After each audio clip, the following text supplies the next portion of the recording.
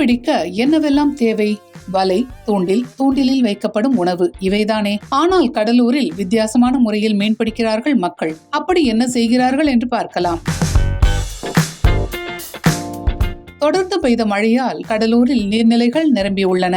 தென்பெண்ணையாறு, கெடிலமாறு என அனைத்து ஆறுகளிலும் கூட்டம் கூட்டமாக வந்து கரைகளிலும் கலங்கல்களிலும் மக்கள் உற்சாகமாக பொழுதை கழிக்கிறார்கள். நீர்வரத்தால் மீன்களும் துள்ளி விளையாடுகின்றன. இதனால் மீன் பிடிக்கவும் மக்கள் கூட்டமாக கூடுகிறார்கள். தூண்டில் போட்டு மீன் பிடிக்க தூண்டிலில் மண்புழு அல்லது சிறிய வகை மீன்களை கொக்கியில் மாட்டி அதனை நீரில் போடும்போது அதை விழுங்க மீன் முயற்சிக்கும் போது சிக்கிக் கொள்ளும். பெரிய வலைகளை கூட்டமாக மீன் இருக்கும் சமயத்தில் சுற்றி வளைத்து வலை போட்டு பிடித்து விடுவார்கள். அதே போல வில் அம்புகளை பயன்படுத்தி மீன் மீது அம்பை விட்டு மீன் பிடிப்பார்கள்.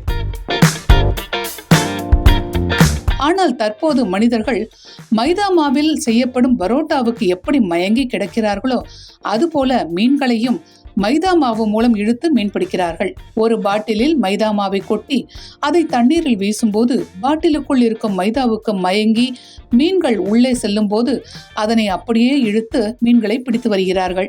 இந்த உக்தி எளிதாக இருக்கும் காரணத்தால் இந்த முறையை பயன்படுத்தி மீன் பிடிக்கும் மக்கள் அதிகரிக்க தொடங்கிவிட்டனர். பெரிய செலவும் கிடையாது. இதற்காக வலை வாங்க வேண்டியதில்லை, தூண்டில் வாங்க வேண்டியதில்லை. மைதாவும் வீசப்படும் பிளாஸ்டிக் பாட்டில் மட்டுமே போதுமானதாக இருக்கிறது. இதனால் இந்த முறையில் தற்போது பலரும் மீன் பிடித்து உணவுக்காக பயன்படுத்த தொடங்கி இருக்கிறார்கள்.